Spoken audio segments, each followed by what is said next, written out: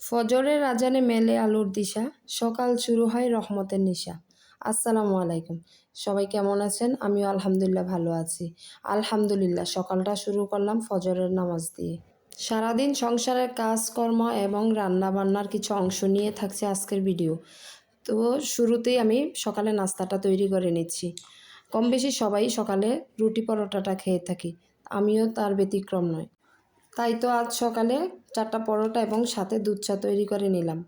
আমরা মানুষ মাত্র দুজন, আমি এবং আমার ছোট ছেলে। বড় ছেলে তো মাদ্রাসায় থাকে, সেজন্য ও মাদ্রাসায় নাস্তা করে।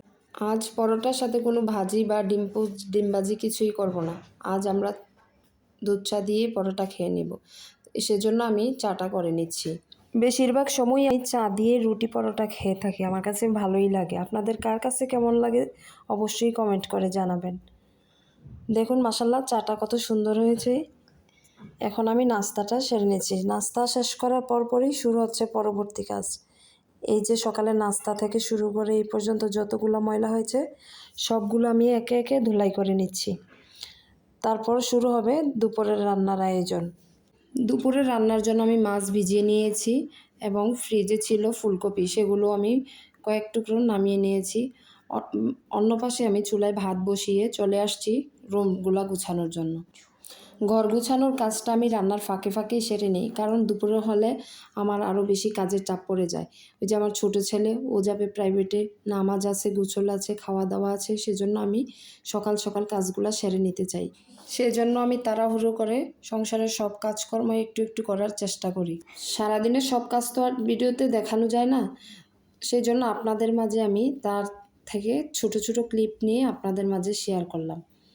এই যে দেখুন আমার ছোট ছেলে, সবাই মাশাল্লাহ বলে যাবেন, সে আমার সব কাজে কম বেশি সাহায্য করতে আসে। পারুক বা না পারুক, সে সব কাজে সামনের দিকে এগিয়ে আসবেই। কার কার বাসায় এরকম একজন আছে অবশ্যই কমেন্ট করে জানাবেন। দেখুন আমার রুম গুছানো একদম কমপ্লিট হয়ে গেছে। এখন আবার চলে আসলাম রান্নার কাজে।